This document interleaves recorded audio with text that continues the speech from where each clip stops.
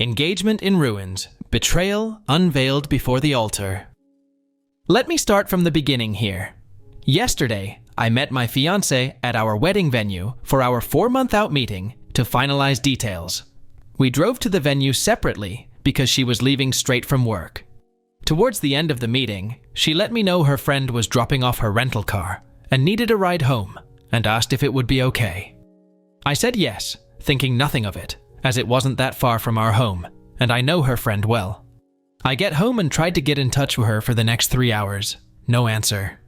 At approx the 1:30 mark, I texted her friend and asked if she had made it to her okay. I was very worried. My fiancé ends up coming home and says, "Sorry, it took longer than expected. She hung out with her friend for a bit before leaving." "Okay, no biggie, just LMK next time, please." Her friend gets back to me a few minutes later and says, "Sorry, I couldn't make it to the venue, didn't see your fiancé tonight." I asked her why she would say this, and she said she didn't know she can't control what her friend says and walked outside. I'm sketched out AF by this point. I have never done this, but I looked at her phone records. Yes, I did, and don't regret it. I saw that when she went outside, she called her friend that had texted me right after she went outside. I also saw an hour-long call with a number I didn't know on the way to the venue.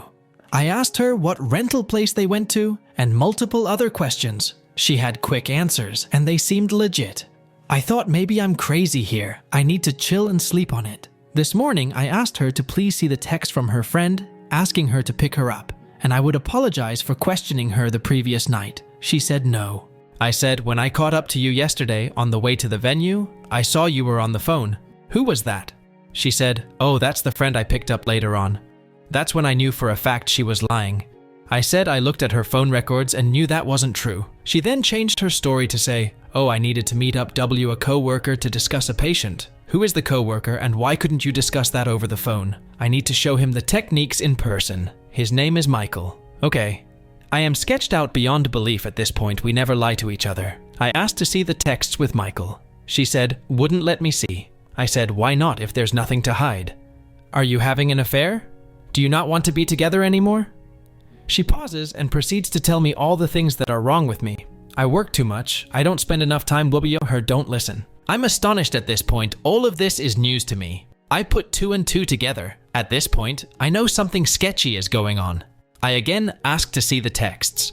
It took about a half hour of convincing to see these texts, and they were crazy. Sexual in nature and talking a lot of shit about me. Also, how she wanted to be with him and how they're essentially in love. She started this job 1.5 months ago.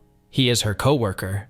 He is also 15, 20 years older, and divorced multiple kids. I have been financially supporting her for the last few months as she got back on her feet and was working extra so she wouldn't have to pick up a part-time job. We own a house which we both live in with 3 dogs and a horse. Sorry for the novel, I am beside myself right now. I did not see this coming, and we were going to get married in 4 months. Update.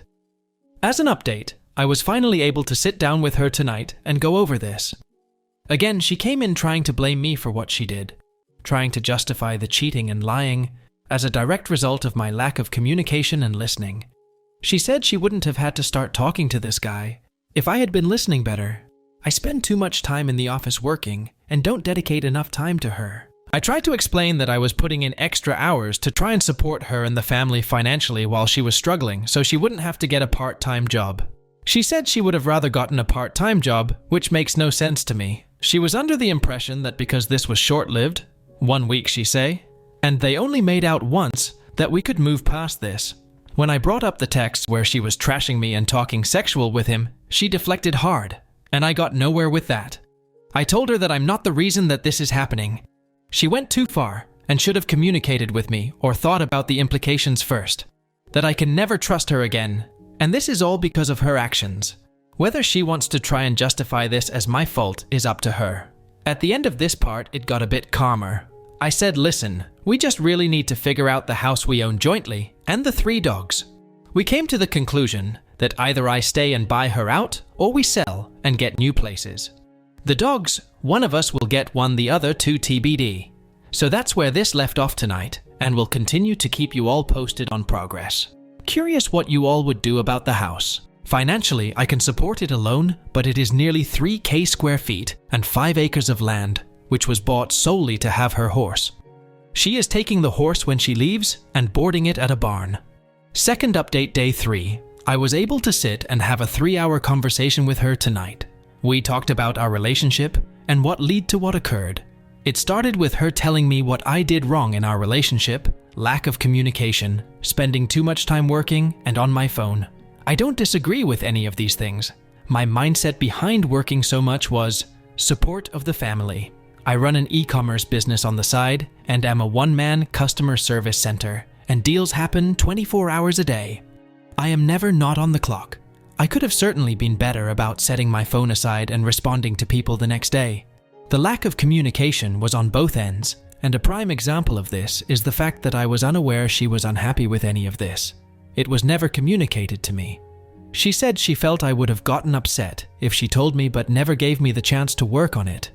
I am not a perfect person by any means, and many times I do or say things that are misinterpreted by her as rude. An example of this is a week or two ago. I was trying to help her with a budget with her financial problems to try to set up a plan to get her on track. To note, I work in the financial industry and do this for clients all the time. She had mentioned that she owed me maybe $1,000 and she would get that back to me next paycheck. I said something like, "I think it's a little bit more than that. Let's go through the transfers I have made to our joint account." It ended up being over $5,000. My purpose for doing this was not to make her feel bad, but to realize how much I have been contributing. She took this as me trying to humiliate her. Was just trying to help, and maybe my timing was off. She told me I have been too focused on money lately, but I was only trying to make sure we were going to be okay. We still had quite a bit to pay for the wedding, and my budgeting mentality was on overload, trying to make sure we had enough. The fact that she keeps trying to justify what she did by attributing that as a direct correlation to my flaws really bothers me. She keeps telling me that she is surprised I would throw away 7 years of a relationship away like this. I keep having to remind her that I didn't throw it away. She did with her actions. She told me that I told too many people too quickly, and we could have resolved all of this between us. She also said that she wouldn't have had to talk to someone else if I was a better listener and communicator. I have finally determined the extent of the affair, which I actually believe based on the texts that I read. They began talking 1-2 weeks before via text. I don't know if they had met up before outside of work, but this time around, he had asked her to the park to play basketball and talk. She met up with him, and they ended up making out. I truly believe it didn't go further than this yet, but it would have in the near future, I am sure. She says he is not her boyfriend. She also took off tonight, and I have no idea where she is at, assuming with him or a girlfriend. It is an awkward living situation, but I am hoping this resolves in the near term. I do think she wants me to get back with her and try to repair that. I think that the main issue was a lack of communication that manifested for a long time. We got into a routine, lived our boring, simple life, and meanwhile this problem was never discussed and grew over time. She acted out instead of talking to me, and also lied to my face, talked a lot of shit about me behind my back. She can be very sneaky, and I don't think I can fully trust her again.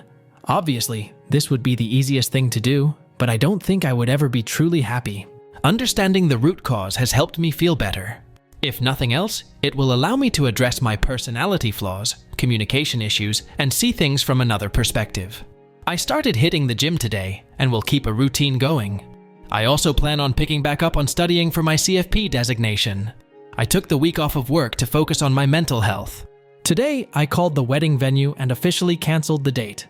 We were able to get some money back but lost a bit, unless the date can be resold to another couple. Unlikely. I also spoke with her parents again to keep them apprised. They live far away and I am sure are worried sick. I continue to let them know everything is fine and calm, and they don't need to worry about their daughter. I did some research, and with interest rates where they are today, I will not be able to find a comparable house for the mortgage I pay for this. Can barely find an apartment for less nowadays. I think my best option is to try and buy out her share and have her find an apartment. She seems agreeable at this time. We will have an appraiser out to assess value and see what half of the equity would be and if that is doable for me. Update 3. It's been nearly a month since this whole situation went down and I owe you all an update. Has been a very busy, emotional, and eventful month. So, I am not going to lie, the few days after this happened to me, I was a pathetic mess groveling to get back with this cheating pause. It's embarrassing to admit, but it happened, and it was all part of the process of moving on. While in this vulnerable state, I tried everything I could to do things right, make things better, but nothing worked. I was actually told that she had to make a decision, me or him, and she did the right thing choosing him. I think that's when I woke up and realized I had let my self-worth go down the drain, and I needed to take a step back and really focus on me and what was best for me. It is hard after 7 years of doing everything for someone else to focus on your own needs, but that's exactly what I have been doing since. I moved our joint savings accounts to my individual checking account. I did the math of what was owed to me and transferred half of the balance back to the joint account for her to take. I have been working out every day since this happened. It makes me feel good to not only improve how I look, but helps me continue to think clearly. I've gone suit shopping, for a massage, out with friends and family. Not only was this relationship isolating of my friends and family, which should have been a huge red flag, but I never did anything for myself. Buying clothes is just not something I would do. I was always worried about providing for my sig other and animals. I've been seeing a therapist, for the first time in my life, on a weekly basis. It helps me talk things out and my decision making. It is something I will probably continue to do after this situation resolves, just to continue to improve myself. Now for the bigger items, I am still living in the house with the ex.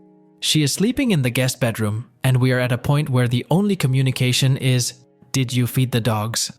I think she is a terrible person, and no matter what I say, in her mind, this is my fault. To accuse someone of being a bad communicator, and then using that as an excuse to then not communicate her feelings to me, and cheat is her being a hypocrite and an easy out in her delusional mind. I stopped bothering trying to reason with her because she is unreasonable. I have been keeping the ball rolling with listing the house for sale. I contacted an agent, had them come, and was happy with the proposed sale price. She then requests that I contact 2 other agents and get their opinions, one of which was recommended by her friend. Yes, I made all the calls, set up all the appointments, and met with these people. This is how the relationship always was, and even though it's not fair, I have been willing to do it all to get the hell out of here. After meeting with all 3, we ended up going with the first agent. Pictures were taken on Sunday, and the house was listed for sale Sunday night. Open house next Saturday. Already getting a lot of attention on the RE sites. She will be taking the horse to a barn somewhere TBD. I had a conversation about the dogs and offered to take 1 or none. She said she would take all 3 of them to keep them together. They are a happy bunch, and I don't want to fight over taking one if that will break them up. It also selfishly allows me to pursue a clean start. Unexpectedly, I met someone about a week ago that I've been spending quite a bit of time with. I have no false expectations here, but I'm enjoying hanging out with her. She's been through a similar situation in the past and has been helping me through this. It's really eye-opening speaking with a kind, thoughtful, and independent woman. It makes me realize what a narcissist my ex was. Completely self-centered, dependent, and manipulative. I should have listened to the warnings from family and friends long ago. I definitely fell into the trap of being in a simple routine. I wasn't enjoying life. It was just an easy situation to be in. Nice house, lots of land, great animals, didn't want to rock the boat. So I just continued on. You don't really realize this until you take a step back and truly reflect. Some might say it was wasted time, but I am really using this as a learning experience. I will not ignore red flags in the future. I will not fall into the simplicity trap. I will continue to maintain relationships with friends and family. I just want to end this with a huge shout out to everyone on here that commented on my original post. I posted on Reddit because I had no idea what to do. Those of you that took the time to try and help a complete stranger on Reddit are amazing. I read every single comment, and they all helped me get to where I am now. I am looking forward to the next chapter in my life, wherever it takes me. Thank you all, truly.